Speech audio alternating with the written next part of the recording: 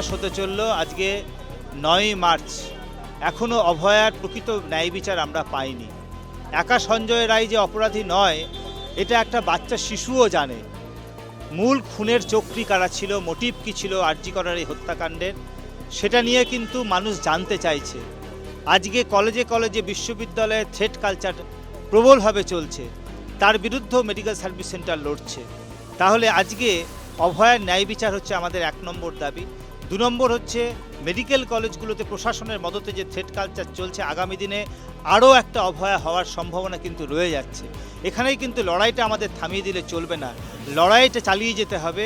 আজকে শুধু কলকাতায় নয়, আমরা বিভিন্ন জেলায় জেলায় পর্যন্ত মেডিকেল সার্ভিস সেন্টারের উদ্যোগে, সার্ভিস ডক্টরস ফোরামের উদ্যোগে আমরা কনভেনশন করছি, মানুষকে নিয়ে ঐক্যবদ্ধ হয়ে দলমত নির্বিশেষে মেয়েদের ওপরে অত্যাচার, অভয়ার এই যে ন্যায় বিচার আমরা পাইনি, তার জন্য লড়াইটাকে ছড়িয়ে দেওয়ার জন্য আমরা আন্দোলন জারি রাখছি। আজকে আরজি করে যেখান থেকে 9ই আগস্ট আন্দোলন শুরু হয়েছিল, ঠিক সেখান থেকেই আমরা আবার নতুন করে শপথ নিচ্ছি আজকে অবিচারের 7 মাসে, যে যাতে করে আমরা আন্দোলনের পথে থাকি এবং আর একটা অভয়া যাতে হতে না দিতে পারি আমরা।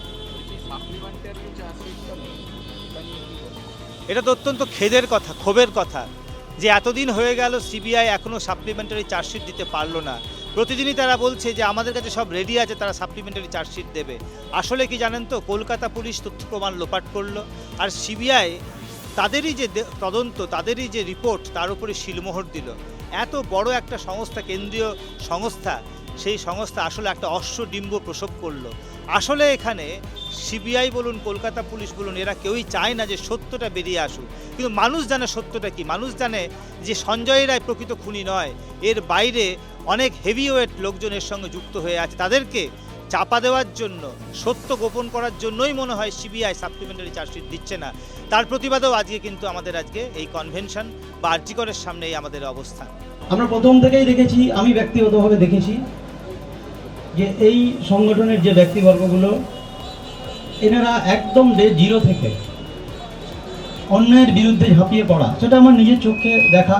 সেই জায়গা থেকে তাদের যে পথ কামড়ে পড়ে থাকা এবং সব সময় আমাদেরকে উৎসাহিত করার যে প্রচেষ্টা, এবং আমি যখনই বিভিন্নভাবে বিপ্লবদের সঙ্গে আমার কথা হয় এবং বাকি যাদের সঙ্গে কথা হয়, প্রত্যেকটা ক্ষেত্রে একটা সমাজ সচেতনতামূলক কথাবার্তার মধ্যে দিয়ে এই যে এগিয়ে যাওয়া এবং যে এরকম একটা প্রোগ্রামে নিজেদের অংশগ্রহণের সঙ্গে বাকি মানুষদেরকে উদ্বুদ্ধ করা, এটার জন্য আন্তরিক অভিনন্দন। ওনারাই সিবিআই ডেকে এনেছেন, ওনারাই বলছেন সিবিআইতে সন্তুষ্ট নই, ওনারাই এই বাম, অতিবাম তৃণমূল বিরোধীদের হাতে বিভ্রান্ত হয়ে নানা রকম কাজ করছেন। ওনারা দিল্লিতে গেছিলেন তো, কেন কেউ রাষ্ট্রপতির কাছে নিয়ে গেল না? নিয়ে গেল না কেউ রাষ্ট্রপতির কাছে? প্রধানমন্ত্রী সময় দিলেন না? সেই ছবিটা দেখতে পেলাম না? অমিত শাহ সময় দিলেন না? বাংলা ভাষাটা বুঝুন না, যে বিজেপি শাসিত রাজ্যে এই ঘটনাগুলো, খারাপ ঘটনাগুলো অনেক বেশি ঘটে। বামফ্রন্টের সময় আরো বেশি ঘটতো। এখানে আমরা একটা ঘটনাও চাই না, কিন্তু তা নিয়ে যেভাবে রাজনীতি, অভয়ের বাবা মা দেখতে পাচ্ছেন না? আরজি করের পরেও একের পর এক ঘটনায় রাজ্য পুলিশ তদন্ত করে কোর্ট থেকে ফাঁসির আদেশ আদায় করে নিয়ে এসছে।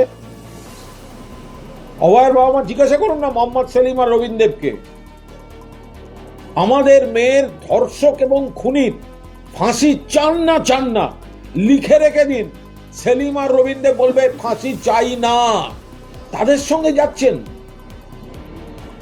তারা রাজনীতি করছে আপনাদের নিয়ে।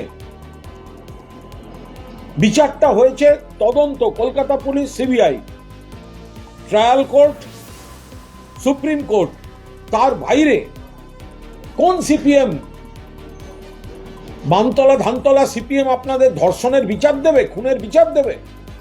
হয় অভয়ার বাবা মা সম্পূর্ণ বিভ্রান্তিকর অবস্থান নিচ্ছেন।